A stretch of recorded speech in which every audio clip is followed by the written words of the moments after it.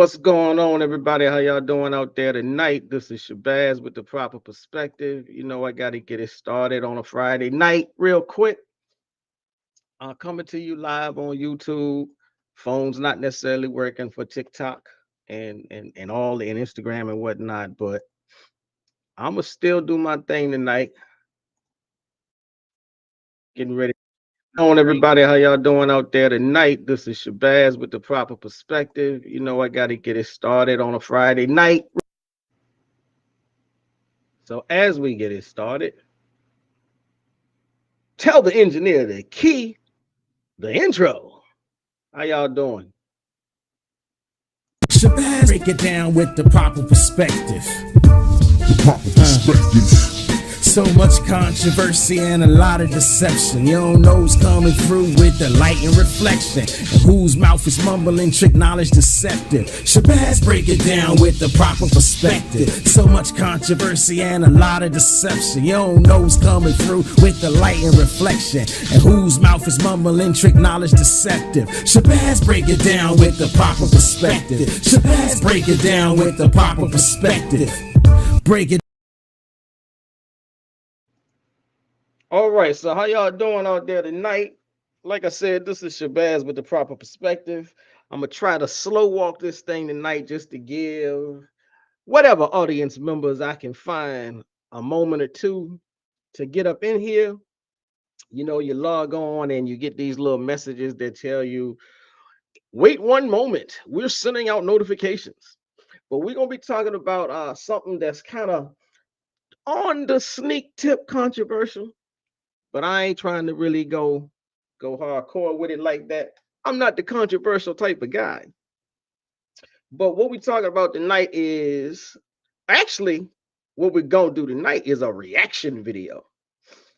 Somebody sent me this video. I thought it was very interesting. I thought it was a very good video. And there was a couple of pieces that I wanted to at least two sections that I definitely wanted to dive into. It's about, like, if y'all are really into it, then y'all already know about the great Black Sit movement. It's jumping off in the US and it's jumping off in the UK. There's plenty of black Brits, black people in England who have said they're fed up with the way things are in the UK. And it's quite an extensive number of Black Americans who are fed up with the way things are in the US, especially with orangutan in charge. So what we're gonna do, like I said, this video was brought to me, sent to me, and I'm gonna show a couple of clips from the video, and we're gonna be talking. So this is something that's been buzzing for a little bit. It's been buzzing for a while, actually.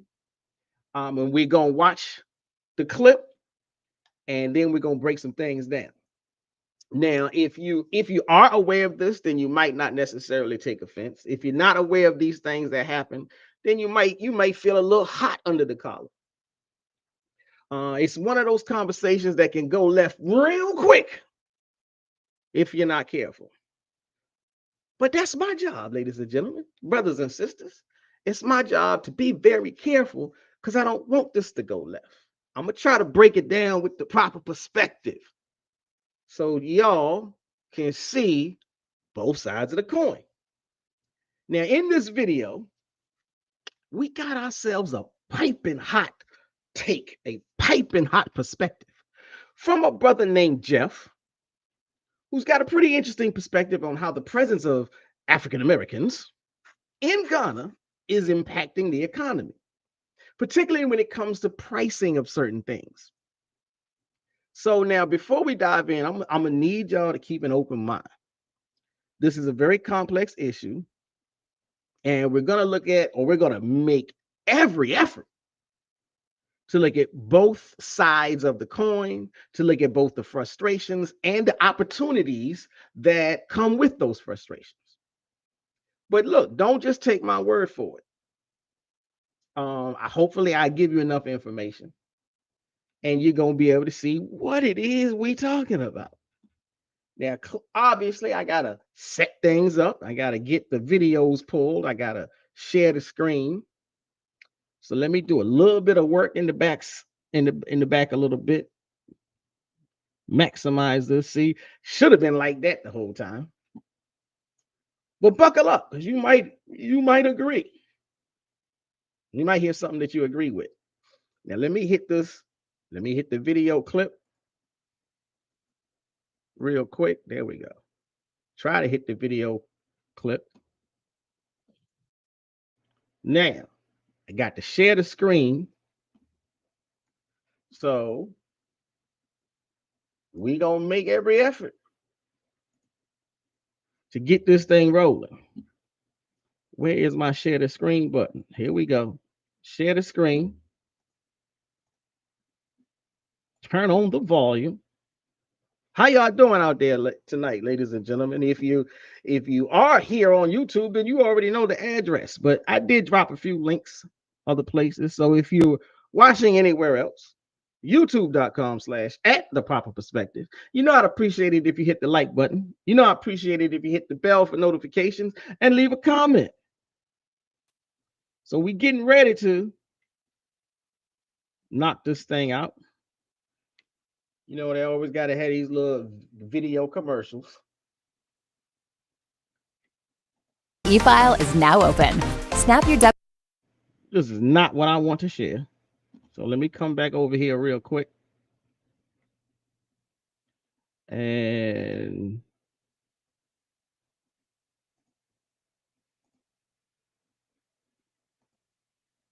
maximize my screen.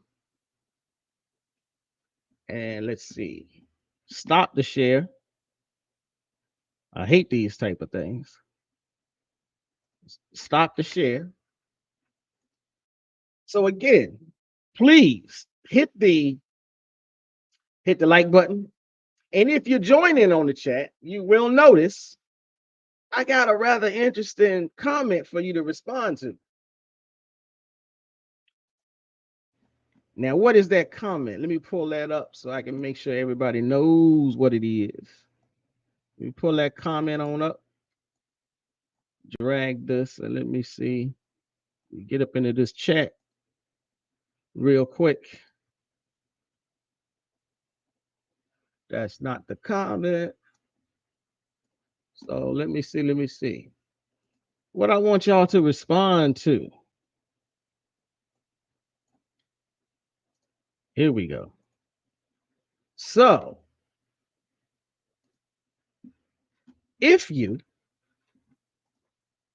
what y'all think? Is blaming African Americans for Ghanaians? Let me try to say that properly. Is blaming African Americans for Ghanaians who raise prices? Is this a convenient scapegoat for big man wickedness? Drop your country if you're tuning in from somewhere else other than the US. And drop your honest take. Now, keep in mind, I'm going to need everybody to hold their horses, cool off your collars. Don't get too hot up in here tonight. You know, the truth don't need violence to make noise. But we're going to get into it. But like I said, feel free to drop a comment.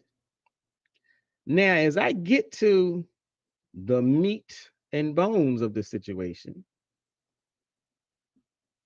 now we're going to get into this screen share.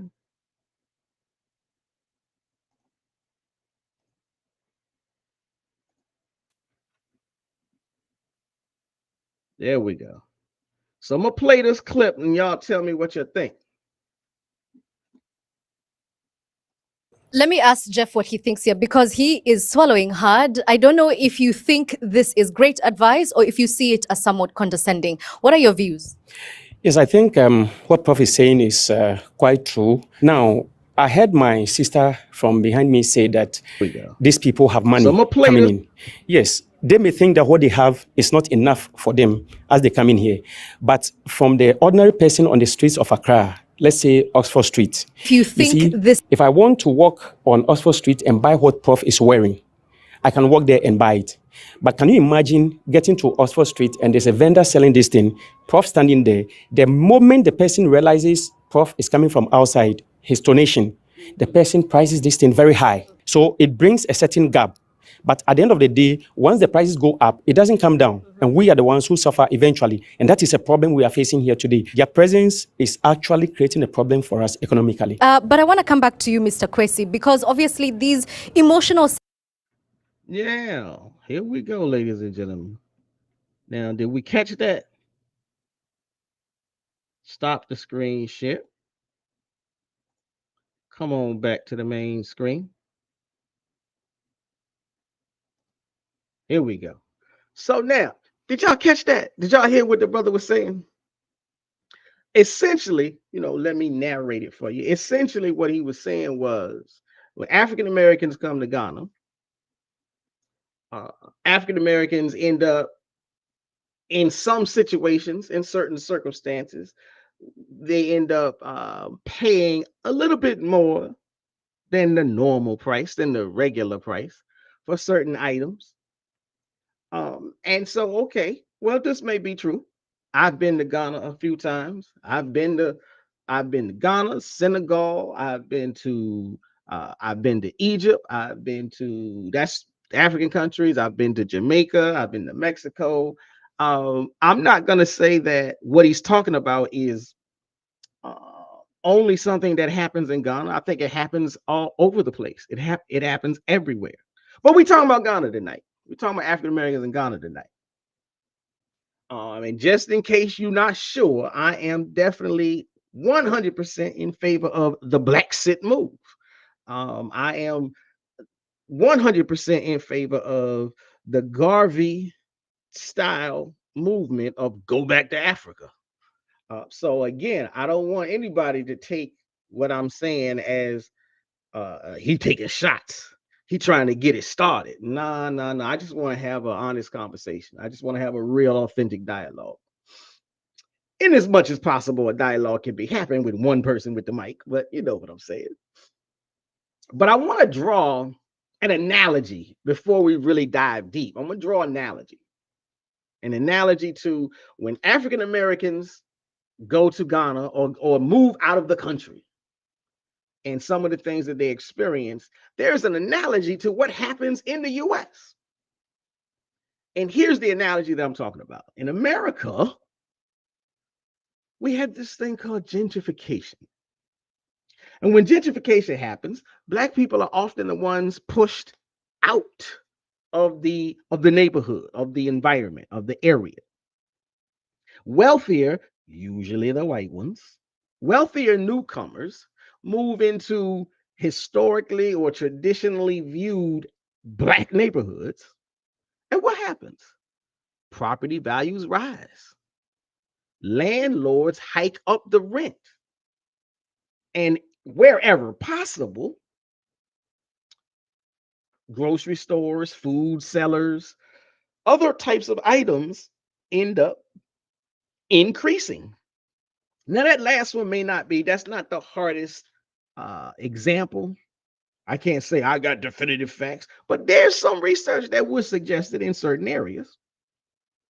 But what happens during gentrification? Longtime Black residents can no longer afford to stay. Now, when this happens, a lot of people blame Black folk for this. They'll say, well, it's y'all fault because you should have owned more in the area. They say it's y'all fault for not taking care of the neighborhood. As if the Black folk who were holding down jobs, earning their money,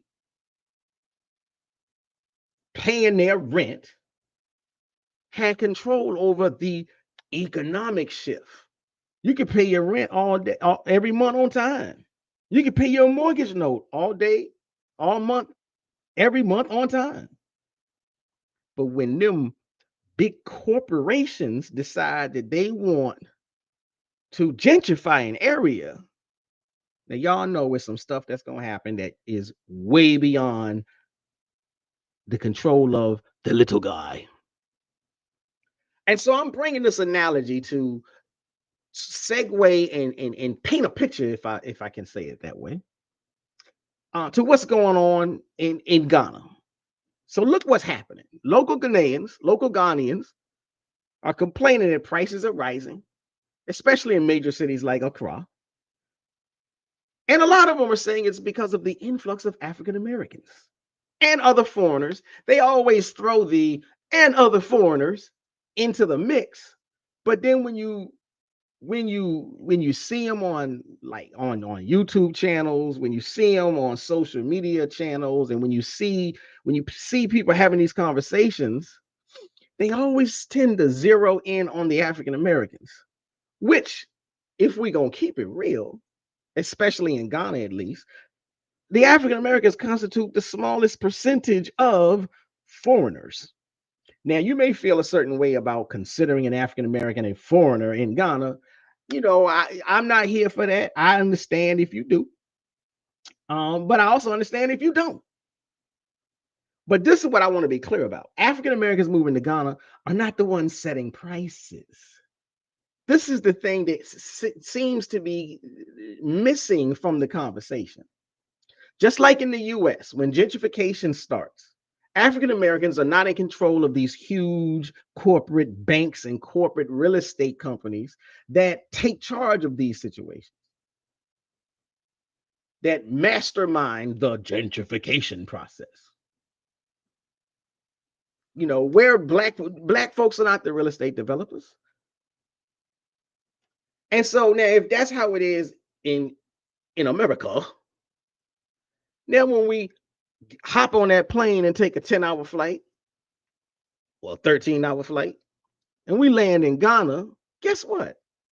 Guess who's not a landlord? Guess who's not a vendor? Guess who's not a policymaker? The foreigners. The foreigners are not setting prices. African Americans in Ghana are not the landlords and the vendors who drive up costs. The vendors drive up the costs. Ghanaian landlords, Ghanaian real estate developers, and business owners, they see an opportunity. Alas, thou mighty, foreigners are here. Well, the $1 apple now costs $3. I'm joking. I'm making jokes. You can't even technically. Let's keep it real. Technically, you don't use dollars in Ghana. You use the Ghanaian cedi, the Ghanaian cedi. But you see what I'm saying? You get the point that I'm making. Because greed knows no boundaries, these Ghanaian business owners, whether they be in real estate, whether they be landlords, whether they be brothers and sisters on the street hawking goods, even if it's just a bottle of water or a bag of water, they may sell that bottle of water for 25 cedis. I'm making up numbers. I'm gonna tell you right now. Don't come at me like that ain't even the price of it. I'm not saying I know the exact price. I'm giving you an example. But if a bottle of water on the street from one Ghanaian to another Ghanaian costs 25 cedis, when African Americans show up and you hear the voice, you hear the tone, they don't speak tree, all of a sudden the bottle of water is now 75 cedis. Now, as African Americans, some of us won't even know that that's the price. Some of us won't even know that the price has shifted. Some of us will know. If you've been there, if it's your first time and you haven't done any research, then you're clueless. But if it's not your first time and you've done some research and you know some Ghanaians that live there in Ghana, then you might even perceive, I wonder what the real price is. So what am I talking about this for? Why am I bringing this up? Why am I using this as an example? Just to make the point.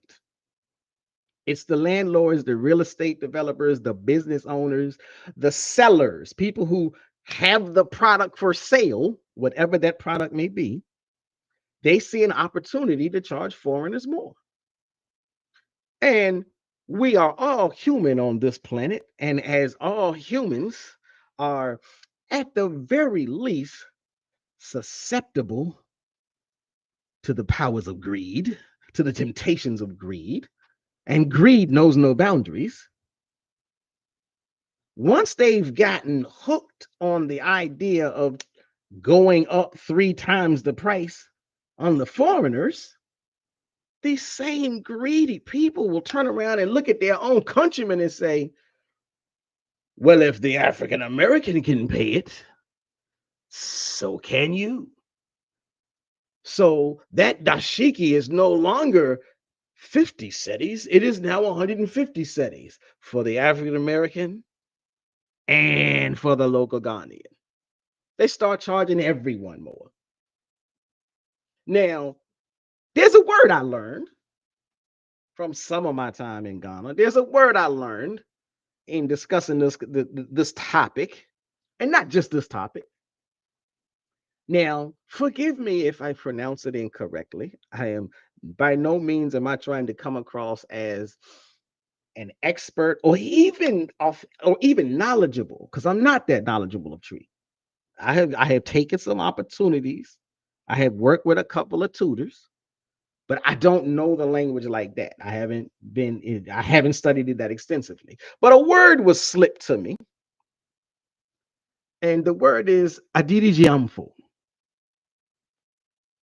These adirijiamfo are not just targeting foreigners; they are reshaping the entire economy for their own gain. So the inflation that you may hear being discussed, you may hear Ghanaians discussing and talking about, it's not a foreign driven inflation in earnest.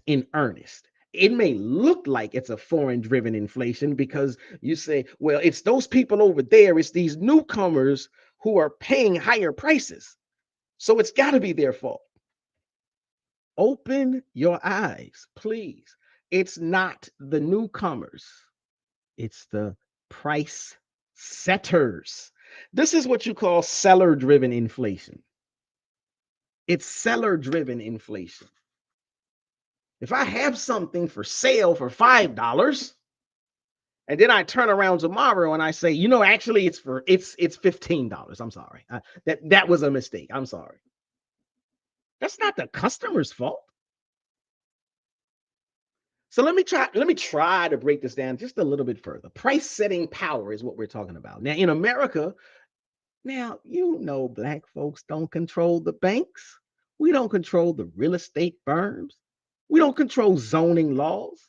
These are all the actors that influence and manage the gentrification process. And Black folk suffer from it. So now, if we don't control these systems in the US, how could we possibly control these systems when we leave the US? So just as African Americans don't control those systems, those price setting systems in America, guess what? In Ghana, African Americans don't set the price of land. We can't come in there and say, I'm only going to give you X for that land.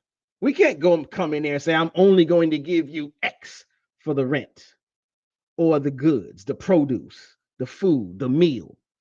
No, this is the business of the Ghanaian sellers. So that's what I'm trying to break down. That's what I'm trying to explain. If anybody jumps on the line and want to engage, that's what I'm trying to have a debate over, maybe to some extent. So who benefits in the US? Gentrification it's not the Black folks benefiting, it's the investors, it's the landlords, it's all the people who have the power to control the prices. And they benefit every time they raise the prices. Now, sometimes we call them folk over here the 1%ers. That phrase is being tossed around a lot these days. But when we ask that question of the US, we ask that question in Ghana. It's not the African Americans making a profit. No. It's what was that word I learned? It's the Adidiji the Ghanaian landlords and sellers who capitalize on the perception that foreigners will pay more. And to some extent, it's not a perception, it's a very real reality because a foreigner will pay more. If you're new to the area and you go to the market and you say, well, how much is that? How much are those oranges? Of course, you're not. If you're unaware of, if you're brand new, you're green, so to speak, and you don't even know, you don't even realize that, at least in some areas, the culture, the culture of the marketplace is price haggling, is negotiation. So if you don't know this and you just, if you're accustomed, like Americans, African Americans, and I dare say, let me jump out there on a limb and say even people in other Western countries, in other first world global North countries, England, for instance, the price is typically fixed for a lot of things. The price is typically, now they may play some tricks on the price, but it's all, they play the tricks behind the door, and then when they come out on Front Street, the price has been set, and that's the price. So a lot of people don't necessarily know. A lot of foreigners won't necessarily know when you're in Ghana and you go to the market, for instance, that the price is not necessarily the price. They don't know that it's customary. They don't know that it's a cultural activity to haggle. How much is that? No, no, no, no. That's too much. That's too much. Can I get it for? This is what's expected. This is what's standard. So if you don't know this and you just go in and how much is that? And they throw out a number. Okay, there you go in your pocket. Yes, this is a problem it's a problem because yes, when one person pays a higher price, the next person may indeed be expected to pay a higher price. But again, who's in control of this process? Not the customer, not the consumer. Now, there's been some talk from some people about changing prices in one regard, like I said, but then the other change in price is when instead of quoting you a price in cedis, the only legal currency in Ghana, these same Adidijamfo begin to quote their prices in USD instead. Now, first and foremost, let it be known, this is against the law. My brethren, my brother, my sister, this is against the law. So, yeah, some Ghanaian sellers are breaking the law by pricing goods in USD instead of cedis. And this, yes, indeed, truly does. This makes things even harder for the local countrymen, the natural born citizens of Ghana. But my people, please, let's be clear. That decision is on the seller. That decision is made by the Adidijamfo, not the Abroni. Now, if you have this conversation, you need to have this understanding. The real culprit is capitalism. The real culprit is capitalism, greed, not the consumer. The problem isn't the presence of foreigners, be they the African Americans, the Chinese. You know, we can all have a conversation about the pros and cons of them being there. The Indians, the Arabs, they're not necessarily to blame at this particular point. It's the greed of those setting the prices. So the same way black folks in America aren't responsible for gentrification, black folks who move to Ghana, black folks who visit Ghana are not responsible for price hikes. So in relation to the video, my brother Jeff, who said their presence is actually making it difficult for us. No, no, no, no, no, no, no. No, it's not our presence. It's not the presence of the foreigner.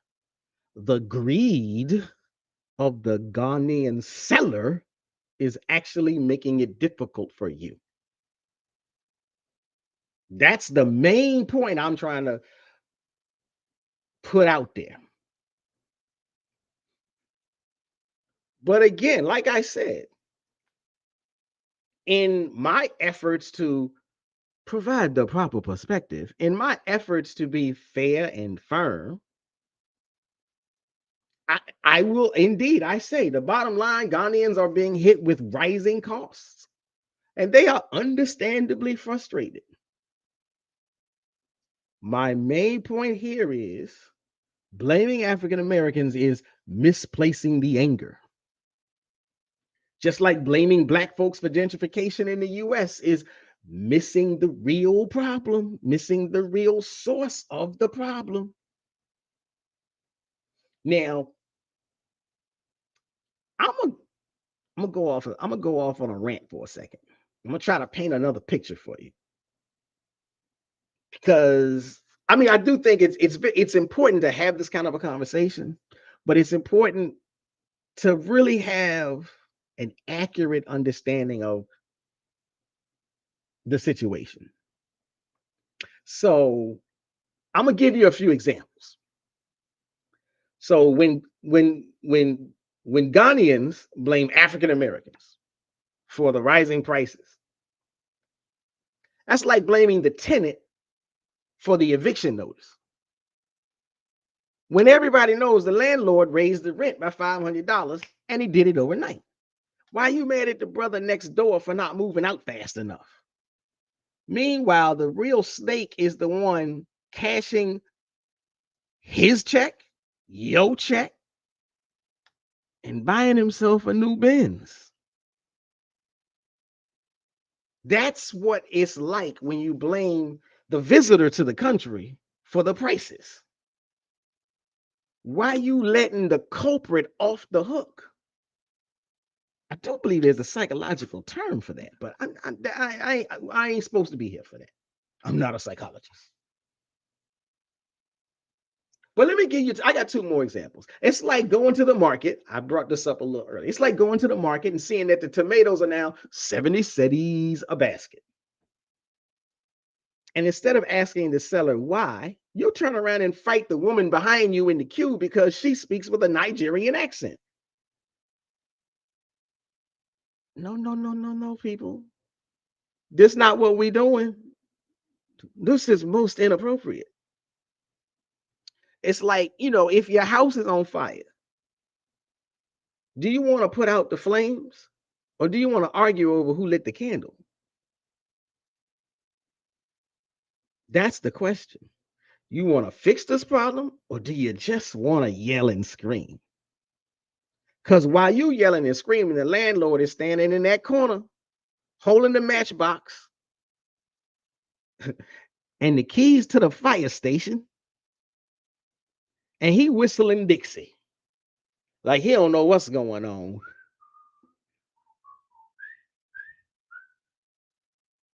This is, I hope I painted a picture for you, at least so you can see what I'm saying. You disagree with me, that's fine. Come on down. The link is in the chat and you can get on, you can get up here and holler at me. But for now, I'm gonna get off that little soapbox because this is what I'm saying. The power to raise prices lies with those who control the land. The power to raise prices lies with those who control the rent and the goods, whatever they be, dashikis, food, what have you. The power to raise prices is never in the hand of the consumer, unless the consumer is just going to get together and strike and say all 1,000 of us refuse to buy anything. Now you got something going on. Now I say all of that, I'm trying to have this like well-meaning discussion. Don't come for me. Because I readily acknowledge the local frustrations. I don't disagree that price hiking is a problem. I don't disagree that price hiking exacerbates other economic problems, especially for local, as I said, natural born Ghanaians who live in the country. at least to some extent. Now, give me a little wiggle room because let me say, how do I say this? Okay, as African Americans, we come from a culture where we are painfully aware of price gouging practices. We're painfully aware of how price gouging hurts us. So you can best believe the last thing we want to do is experience it from the angle, from the vantage point of being the cause of it, of being a participant to it. We know price gouging hurts. It's been one of the things that has been gnawing at our heels, so to speak, the entire time we've been here. They've always played games with the prices of things when it comes to us trying to get into the game. But at the same time, now look, fam, we got to be adults about this. It is incumbent upon everyone to redirect the ire, the anger, the frustration, the blame to where it actually belongs. I'm gonna keep using this word because, like I said, yeah, I'm happy that I learned a phrase in tree. So we got to learn to blame the right people, the adidijamfo, the sellers who choose to profit over people. Because for real, we gonna keep it 100. These are Ghanaians choosing to profit over other Ghanaians. Catch my drift. Now, since I like to use that Ghanaian phrase, y'all know what time it is. I might as well hit you with a proverb to boot. Now, as I have been making reference, I talked to some of my friends that live in Ghana. I talked to some of my associates that live in Ghana. And every now and then, I'm like, look, hit me with a lesson. Now, this is not anything formal. So whatever I say in tree, I may screw it up. But work with a brother. I'm trying. So I got a proverb for you. Hopefully you like the proverb. I wonder, should I say it to you in English first or in tree? I'm gonna try to say it in tree. And it goes, Obi and Chere Abofra Niame. Obi and Chere Abofra Niame. Now, if you're feeling me, repeat it. Say it along with me. Obi and Chere Abofra Niame. Okay, now what does that mean? Y'all know I like to drop these jewels. So this Ghanaian proverb means you don't need to teach a child about God. So that's the tree lesson for the night. Now, you might be asking yourself, okay, what in the world does that mean? What does that have to do with this whole conversation? Why are you yapping? Well, let me tell you how it applies. Here's what I'll say. This proverb reminds, I'm going to talk on both sides of this fence here for a minute. So this proverb reminds Ghanaians that the values of fairness, let me put my emphasis on that, the values of fairness, community, and support for one another are already deeply embedded into the culture, Ghanaian culture. The tradition of helping neighbors, being generous, and acting with integrity is nothing new. It's a part of the fabric of Ghanaian society. It's one of the reasons so many Black people, especially in the US, want to move to Ghana. So while the frustration over rising prices is valid, it's important not to forget that these same values should guide how you address problems, economic issues, price hiking, price gouging. So really what I mean is instead of accepting exploitation as just how things work. This is how it is in Ghana. Ghanaians can tap into their own traditions to demand fair treatment from those who control the prices, whether local or foreign. Now, again, if you show me an example of an African American overcharging, and I'll be right there with you. But thus far, all the examples have been of Ghanaians overcharging. This proverb encourages Ghanaians to trust in the strength of their culture to lead them toward fair solutions. Now, don't come for me. Don't come at me saying, who you think you are? How you going to sit up here and preach to us? I'm not preaching. I'm just saying. There's two sides to every coin. And like I said, what I do on this show is discuss Black issues across the diaspora, on and off the continent. What I do on this show is impart knowledge of ideologies, customs, traditions, proverbs, wisdom, and I discuss them sort of like as they apply to things going on today. I'm not taking shots. This same proverb, let me repeat it. Obi inchere abofra niame. Obi inchere abofra niame. You don't need to teach a child about God.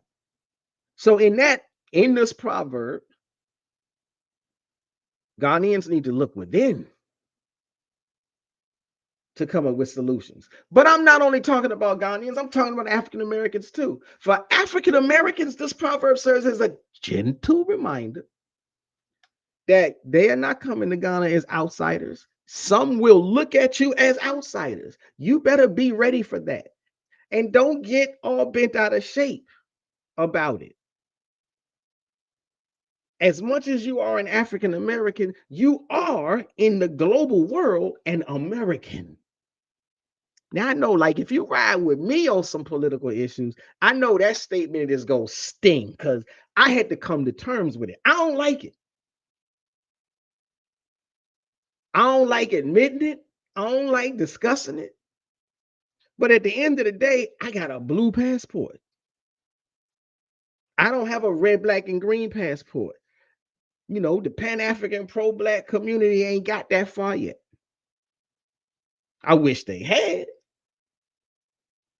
But in a very real sense, as much as you are an African, you have lived away from the continent.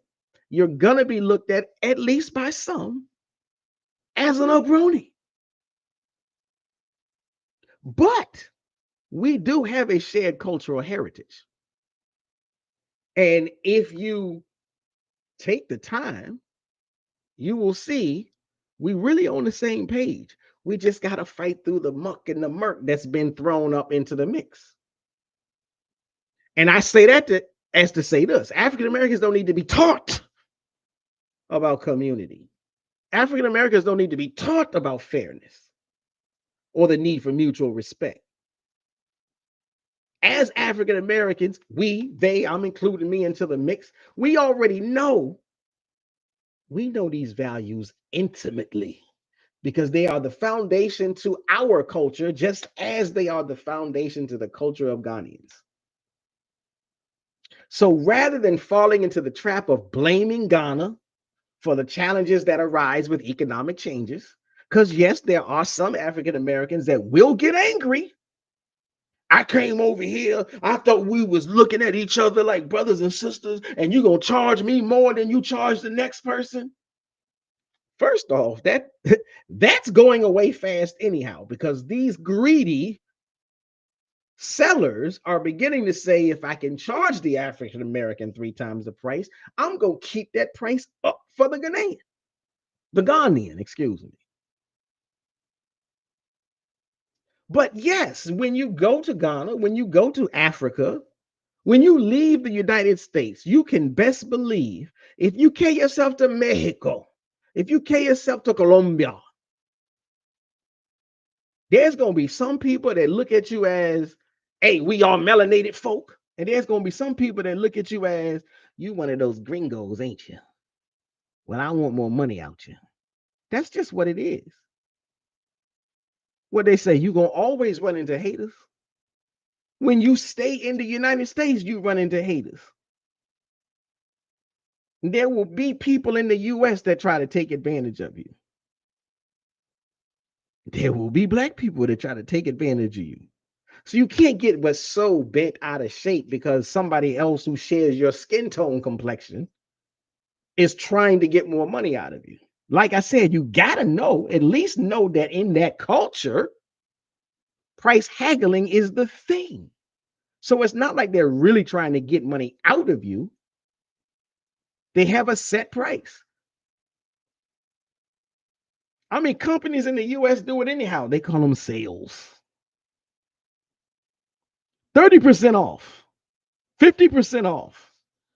So when you walk into the market in Ghana, just walk in there like, okay, whatever price they give you, I want a discount.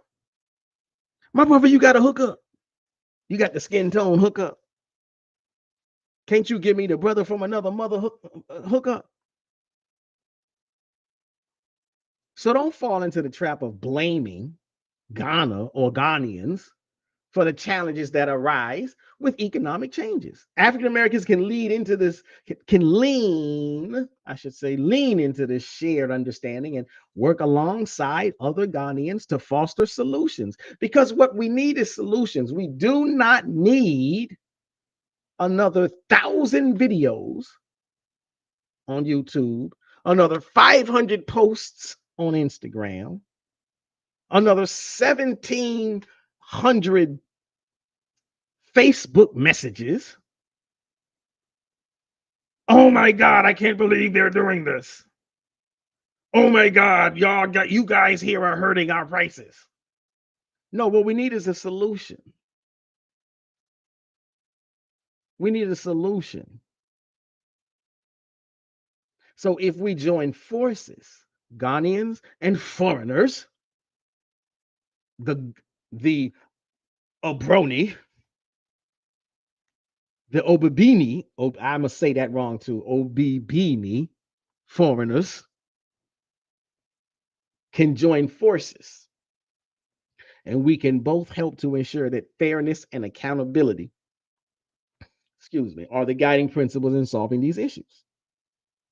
So this is what is coming from, this is what I think or whatever, but I'm getting this from that proverb. This proverb calls for both sides to remember that the solution to the challenge lies in unity, not division. Which also reminds me of what Booker T. Washington said, because we can be as separate as the hand, but when we come together, it's one strong, mighty black fist. Now, since I'm talking about unity, I'm going to pull up another clip in a minute. Excuse me. I'm going to pull up another clip in a minute. I want to share this other clip. Remember, I said I'm doing this reaction video. I think I'm supposed to say that multiple times to make sure I don't get a strike on the channel. Now, like I said, I readily admit the first clip, it got a little heat on it. It's got some sauce. And if you really caught what was going on and what we're saying, you might have felt some type of way about the frustrations expressed. Hopefully in my speech, in my spiel, I sort of evened it out a little bit, but just in case I didn't, I still don't want you to jump to conclusions. So in my never-ending efforts to keep it real, in my never-ending efforts to give you the proper perspective, I got another clip for you, and I think it's crucial because it shows a different side of the conversation. And, well, it shows a different side of the conversation. Now, after all the complaints, after all the frustrations, if I got this set up correctly, I'm gonna show you that same brother, Jeff, who comes back, and now he get ready to drop some knowledge on you. He's coming back with a message that's all about fairness, all about unity, and finding a way for both sides to coexist. One might say he had a light bulb moment while he was standing there and listening to everybody's conversation. And that's the beauty of this video. Because yes, you can be in a situation where you're frustrated and you may be angry at somebody, but when you start to discuss it and you hear all sides, you begin to see, we got a lot more in common than I thought. So it's almost like he had a light bulb moment while he was sitting there. And instead of just focusing on the problems, he himself begins. I'm trying to make sure my fingers is in the video. He himself begins to point out solutions. So as we watch this next clip, now y'all know I gotta share the screen.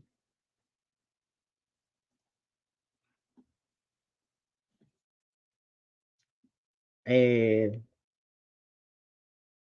I got to set up the screen, so bear with me for a moment.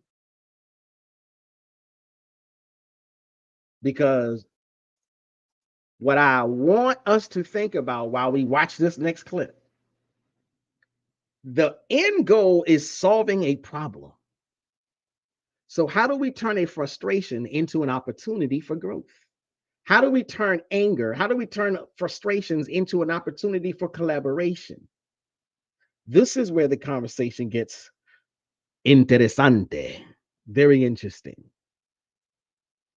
So, like, if I had an engineer, I would say, roll that clip. I ain't got no engineer. This is a one-man show. So give me a moment. Where is my share the screen? Let me share the screen. And I want y'all to listen. Turn on the mic.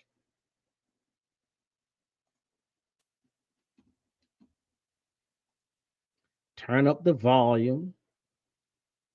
I'm going to maximize now.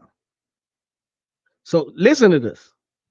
Let me find out from Jeff how he feels hearing all these sentiments, because these are now your countrymen and women. Are you aligned with their values? We are happy they are here and would wish that we can coexist with them without having any problem whatsoever. If we see our brothers and sisters, irrespective of even the color, even if it's a white person coming to buy something, let the pricing be as it is. Okay. You understand? And maybe governments and the state agencies need to establish some kind of price control regimes so that everywhere you go, the prices will be the same, so that it doesn't come to the point where I see you per the way you speak or per your color, then I price the thing to suit myself, just because I want to make some extra profit. That is stealing, and it's very bad. So obviously one way.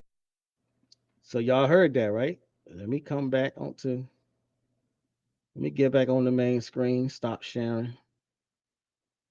So y'all heard that, right? This is my point. You know, when he was first asked, he sounded very accusatory. But while standing there and listening to other African Americans and listening to even other Ghanaians, he started to think, and he was like, you know, okay, wait a minute.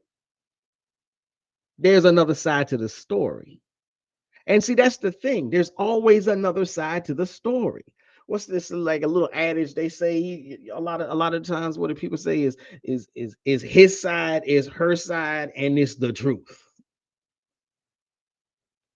So like I said, this is very important. In the first clip, we heard him talk about the challenges and sounding accusatory, talking about prices being inflated. He even said, and then they stay up.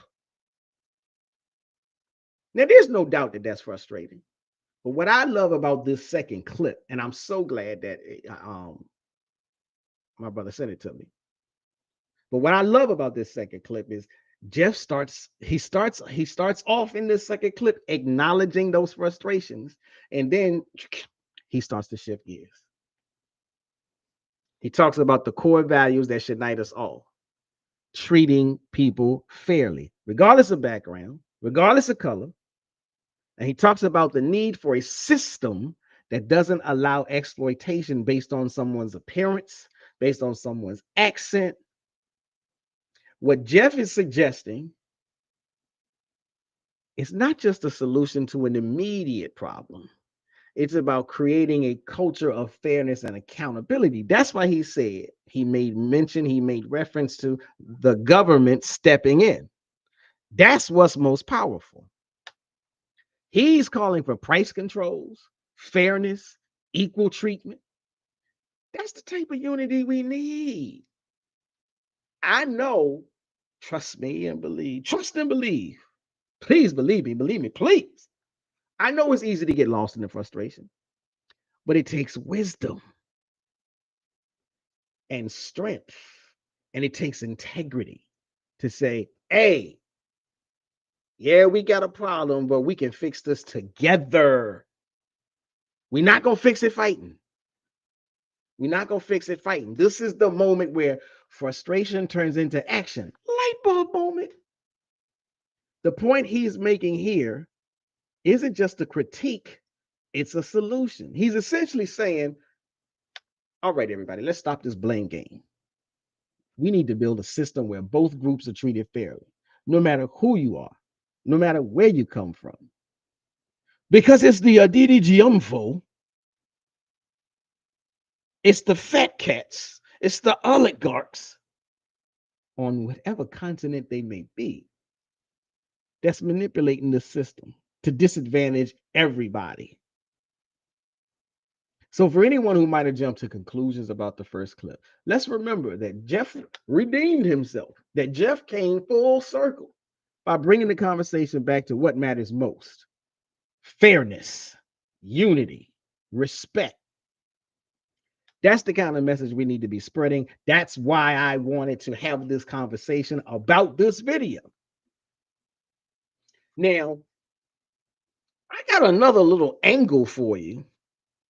Not so much about the frustrations that are expressed all throughout the video, but there was some other conversations going on online, and I heard a lot of people say,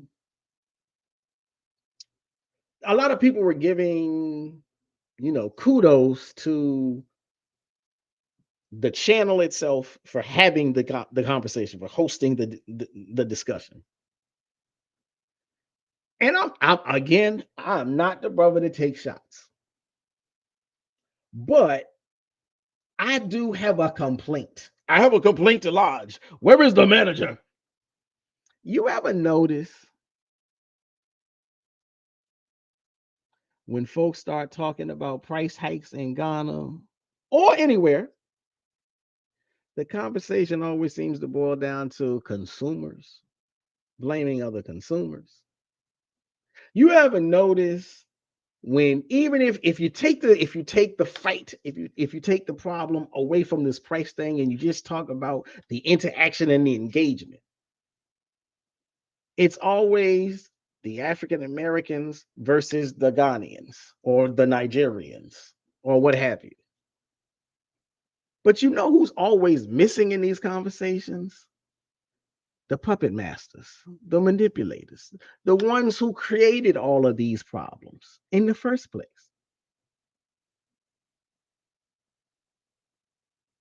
And so,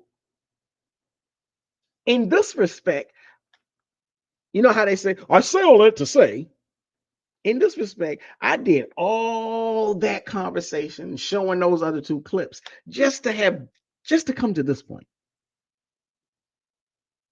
Hopefully I can slam dunk this one, score some points, and you really feel what I'm trying to say here. Because the conversation always seems to skip out on the real problem. It's like watching two groups of people, both of whom have to buy food, both of whom have to rent homes, both of whom have to pay for goods, and you see them arguing over who's at fault, while the people actually setting the prices are nowhere to be found. Now, I get it. Sometimes you do stuff for clickbait, some rage bait, and when say most times well, I can't say most times, but people also do things because they are honestly trying to work on creating a solution. But what I'm saying is when the responsible party is missing from the conversation, you don't really have a fair discussion. You don't have a full discussion. Maybe that's a better word or phrase, a full discussion. To me, there's some misdirection going on. There's something out of alignment. Now, y'all know one of my favorite phrases. Let's be real. If we're talking about price hikes, why are there no landlords in this conversation, in this video? Why are there no shop owners in this video? Why are there no food sellers who decide how much a plate of wache costs today versus last week in this conversation? Because if they're not in the room, then how can any discussion about pricing be called fair? Or no, how can any discussion about pricing be called comprehensive? I got to delete the word fair. How can it be considered a comprehensive? You know who's missing from that video? The price setters. And you know who else is missing from that video? A policymaker. A fair conversation, a comprehensive conversation would include the people who actually make the pricing decisions, not just the people stuck paying whatever is demanded of them. Right now, what we see when anybody does these discussions is just a classic case of consumer infighting. The little guy fighting another little guy. African Americans moving to Ghana are not the ones setting rental prices. Landlords are. So when can we have a conversation with the landlords? That's what I want to know. Ghanaians aren't making imported food cost more. Suppliers are. Importers are.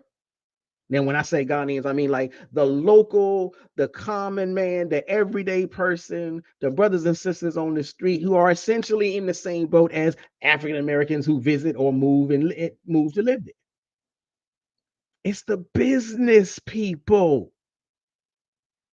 But instead of addressing that, all we ever see is blame shifting, as if regular working class people on either side of the coin are the ones responsible. This is how that big man,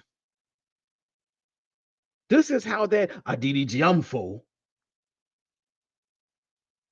section of society end up keeping power. They keep the people beneath them distracted and divided.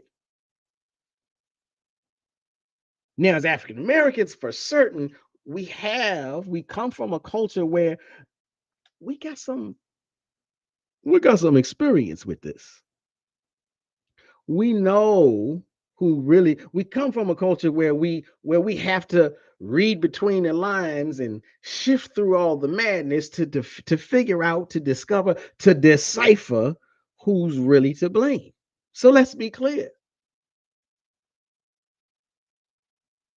If you have a conversation of this nature, if you're having a production of this nature, maybe I shouldn't say conversation. Okay, this exposes my own personal hypocrisy because I don't got no landowners on my show tonight. Okay, you're right.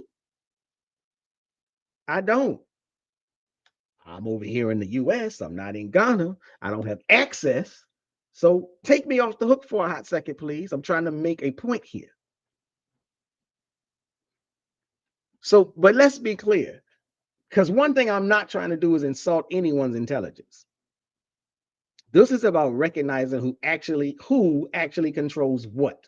For African Americans, I mean, this should be obvious. We've seen this before in cities like Harlem and DC, where gentrification led to price hikes. But it wasn't just because wealthier blacks moved into the area. No, that's not what happened. And I say that to say Just because African Americans who move to Ghana may be wealthier on average than the local natural born citizens of Ghana. Y'all see how I flip that? Wealthier African Americans moving into an area cannot be blamed for gentrification. Wealthier African Americans who move into Ghana cannot be blamed for price hikes. You got me? No, once again, I'm going to keep saying this to make the point. It's the landlords, it's the business owners. Now, you may be a little, what you mean business owner? You examples you gave, you talking about people selling water on the street. That's a business. If you have a product for sale and you sell it to customers, you have a business. If you're deliberately charging more because you see an opportunity to extract more money, you're in business and you're taking advantage. Ghanaians are experiencing the same thing. It's not the newcomer's fault that the seller or the landlord is exploiting. But if we don't see this connection, if we don't make this connection, if we don't discuss this connection, we end up pointing fingers at each other instead of holding the real decision makers accountable. So here's my takeaway. If a discussion about price hikes doesn't include the people setting the prices, doesn't include the people hiking the prices, it's not a comprehensive discussion. If we want answers, we need to demand that landlords, sellers, policymakers explain their pricing strategies, hold them accountable. Otherwise, we're just spinning our wheels, spinning in circles, blaming each other while the big men, while the Adidijamfo continue business as usual.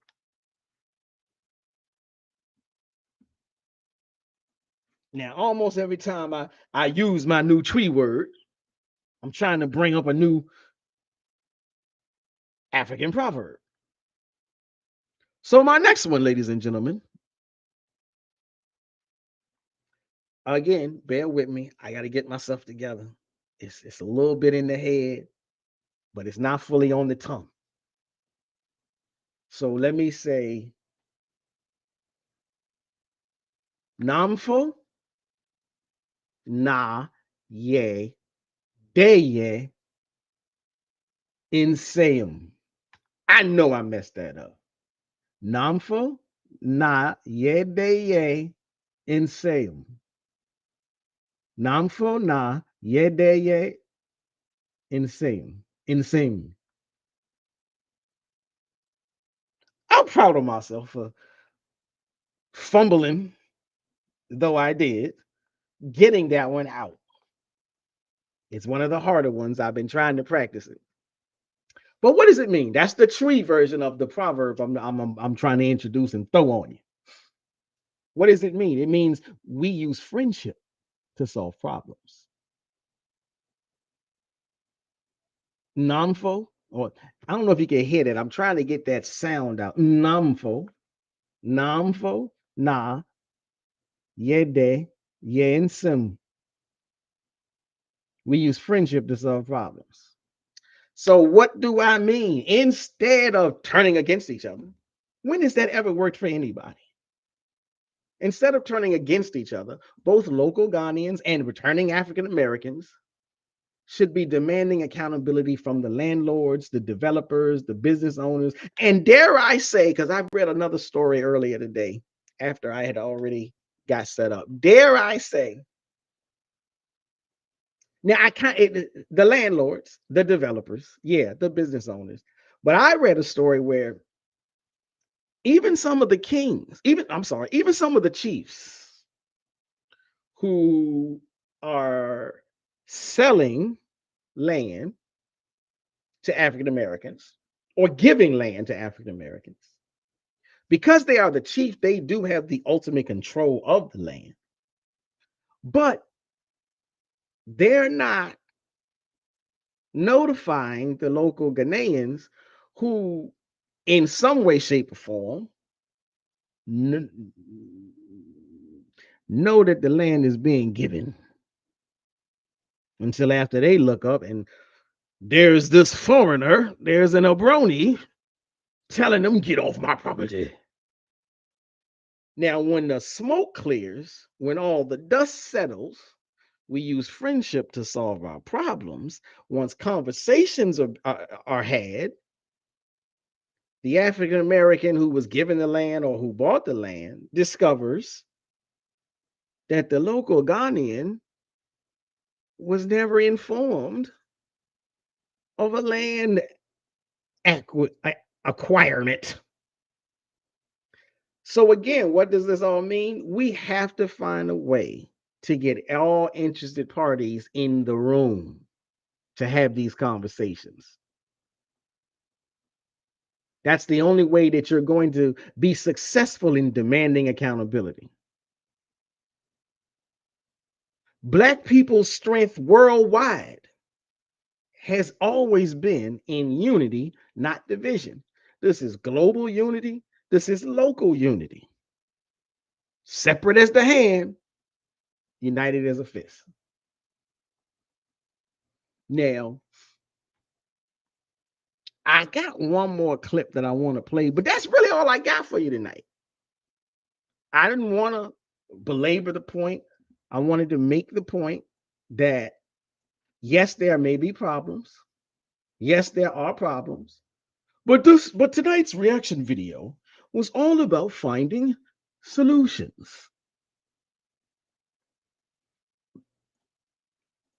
Now, I think I have shared the screen.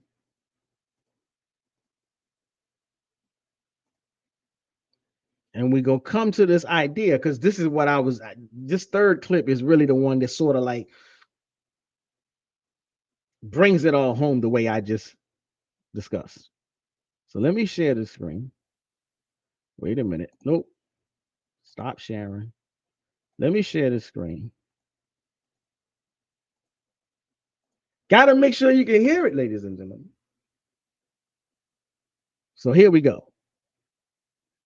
Way to do this is what Mr. Kwesi here suggested, cultural integration. And I just want to hear from the people at the back. How many people have made friends with returnees, people from the diaspora? Are you integrating with them in your communities? Let me hear from some people. Yes or no?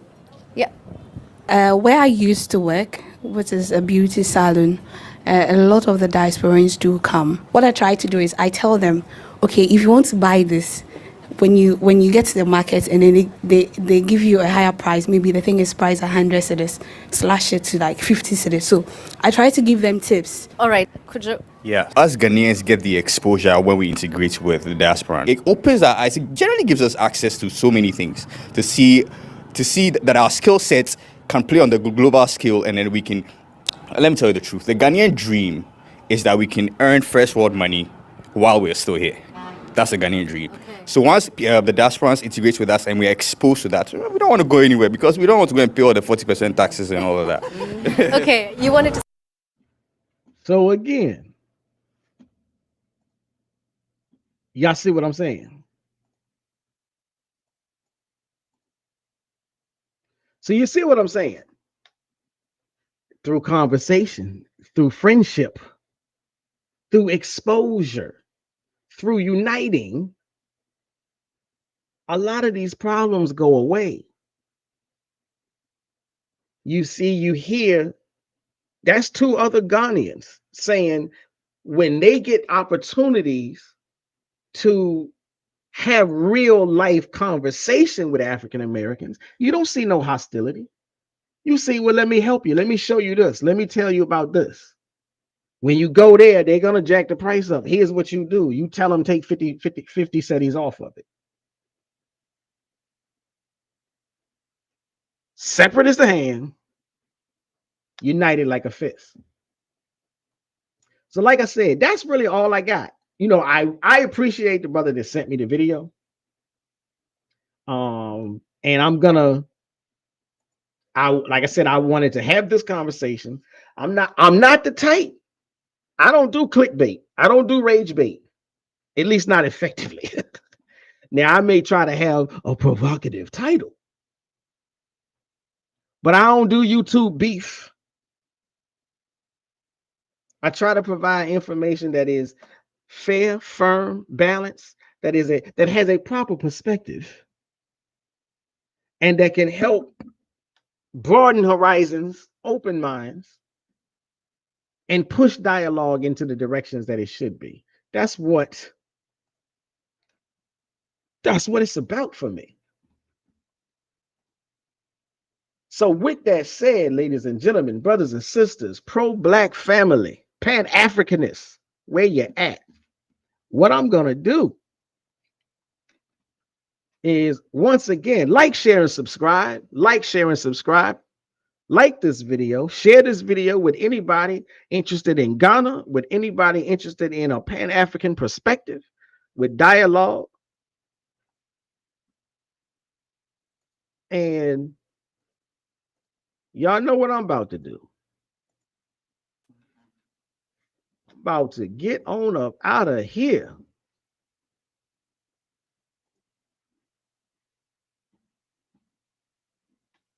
Shabazz, break it down with the proper perspective.